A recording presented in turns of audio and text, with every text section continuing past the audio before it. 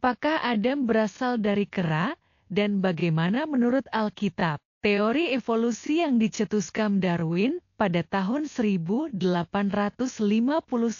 dianggap sebagai dasar ilmu pengetahuan tentang evolusi, yang mengatakan bahwa terbentuknya berbagai kelompok organisme adalah perubahan secara terus-menerus dari kelompok organisme yang lebih rendah atau sederhana.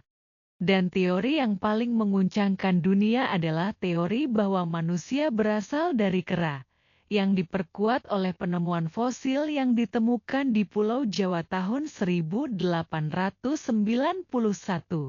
Disebut Java Man, yang bernama Pithecanthropus erectus. Namun sebenarnya di balik klaim penemuan tersebut, terlihat adanya keterlibatan asumsi sang peneliti, sehingga dapat terjadi klaim dari penemuan seorang ilmuwan, yang kemudian dapat dibantah oleh ilmuwan lain, atau bahkan dikoreksi sendiri oleh sang penemu. Sayangnya, hal ini tidak diketahui secara meluas oleh publik, sehingga klaim penemuan fosil manusia purba sepertinya sudah dianggap sebagai kunci yang mendukung teori evolusi. Bagaimana menurut Alkitab? Dalam Alkitab dengan jelas terdapat di Kejadian 1 ayat 1. Pada mulanya Allah menciptakan langit dan bumi. Dan Kejadian 2 ayat 7. Pada hari ke-6 Allah menciptakan manusia dari debu tanah. Mari kita bahas dengan seksama bahwa Alkitab tidak bertentangan dengan sains atau ilmu pengetahuan. Kalau langit dan bumi terjadi dengan sendirinya secara kebetulan atau teori Big Bang dan bukan ciptaan Tuhan. Mengapa adanya banyak pembuktian dalam penciptaan dunia ini secara bertahap, berdasarkan dengan bukti-bukti batuan, fosil, dan umur lapisan tanah yang ditemukan dari zaman purbakala? Ini membuktikan penciptaan dunia ini terjadi secara bertahap, dan tidak sekaligus atau Big Bang. Hari pertama, Allah menciptakan terang dan memisahkan terang dari gelap, yang disebutnya siang dan malam. Hari kedua, Allah menciptakan cakrawala atau langit untuk memisahkan air di atas dan di bawah cakrawala. Hari ketiga, Allah menciptakan dataran dan lautan, serta menumbuhkan berbagai jenis tumbuhan. Hari keempat Allah menciptakan matahari, bulan, dan bintang-bintang sebagai penanda waktu, dan untuk menerangi bumi. Hari kelima, Allah menciptakan jenis makhluk hidup yang hidup di air dan di udara. Hari keenam, Allah menciptakan berbagai jenis binatang yang hidup di darat. Dan terakhir Allah menciptakan laki-laki dan perempuan sebagai gambar dan rupanya. Kebenaran tentang fakta dalam penciptaan adalah segala sesuatu oleh Tuhan, berhubungan dengan waktu, yaitu pada mulanya. Dan juga janganlah kita berpikir satu hari menurut Allah itu adalah waktu yang singkat, bisa berjuta-juta tahun lamanya. Karena kita tidak mengetahui waktunya Allah, karena Allah tidak terbatas oleh ruang dan waktu. Dalam 2 Petrus 3 ayat 8. Akan tetapi, saudara-saudaraku yang kekasih, yang satu ini tidak boleh kamu lupakan, yaitu bahwa di hadapan Tuhan satu hari sama seperti 1000 tahun, dan 1000 tahun sama seperti satu hari. Bagaimana dengan teori evolusi? Teori evolusi terdiri dari dua jenis, teori evolusi mikro dan teori evolusi makro. Teori evolusi mikro adalah evolusi yang berada di dalam batas satu spesies. Evolusi ini berhubungan dengan adaptasi lingkungan baru, berupa pengurangan organ dan bukan penambahan, dan penyesuaian.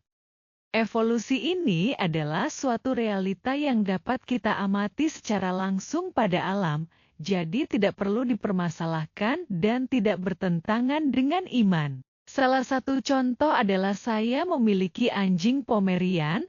Awalnya jenis anjing ini adalah anjing Spitz Jerman yang lebih besar, yang digunakan untuk menarik luncur ski es. Melalui pembiakan selektif, ukuran Pomerian menjadi lebih kecil dan menjadi ras anjing mainan yang kita kenal sekarang. Spesies makhluk hidup memiliki keterbatasan ciri-ciri yang secara genetika tidak dapat berubah. Sampai saat ini tidak ada buktinya tentang pembentukan spesies baru dari spesies lain menurut seleksi alam. Jika ada, maka persilangan tidak mempunyai kemampuan berkembang biak. Contohnya, mulai persilangan antara kuda dan keledai tidak dapat berkembang biak atau steril. Sedangkan mutasi menunjukkan adanya pengurangan organ atau modifikasi organ yang sudah ada karena kebetulan dan tidak esensial, seperti perubahan warna, bentuk, dan seterusnya. Namun mutasi tidak dapat menjelaskan sesuatu yang tidak ada menjadi ada. Sedangkan teori evolusi makro membicarakan evolusi yang melewati batas-batas spesies, di mana spesies secara berangsur-angsur berubah menjadi spesies yang lain. Teori evolusi ini bertentangan dengan iman, karena definisinya merujuk pada asumsi dan menganggap tidak ada campur tangan Tuhan sebagai pencipta.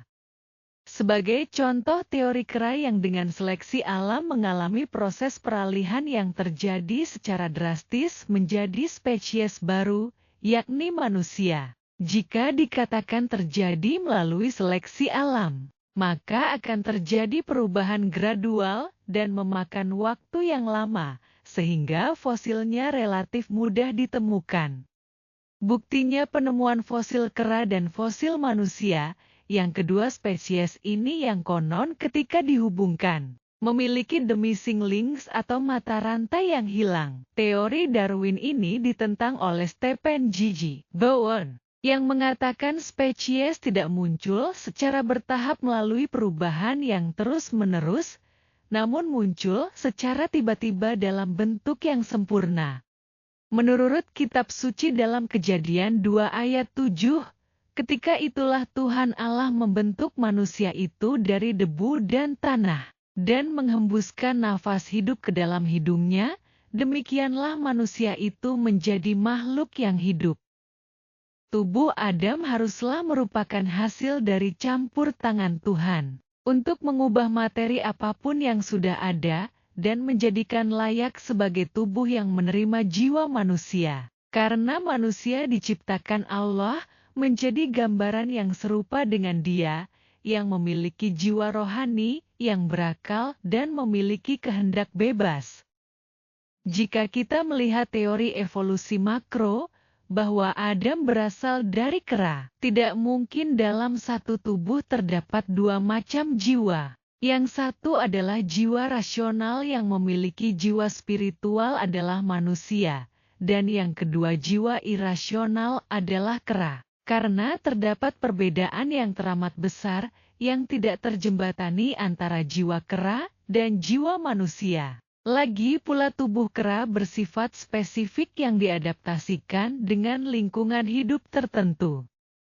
Yang harus kita pahami, bahwa semua manusia diturunkan dari satu pasang manusia, bukan dari evolusi makro. Sebab semua manusia diturunkan dari Adam dan Hawa. Dan hal ini sesuai dengan konsep dosa asal yang diturunkan oleh manusia pertama, terdapat dalam Roma 3 ayat 23. Karena semua orang telah berbuat dosa, dan telah kehilangan kemuliaan Allah.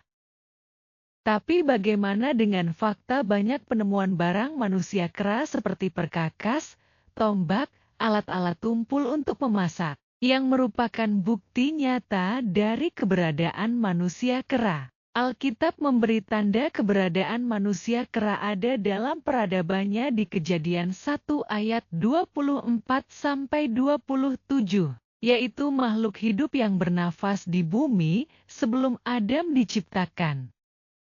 Tapi manusia kera atau purba, bukanlah evolusi manusia Adam yang diciptakan Allah seperti gambarannya dan ditempatkan secara khusus di Taman Eden.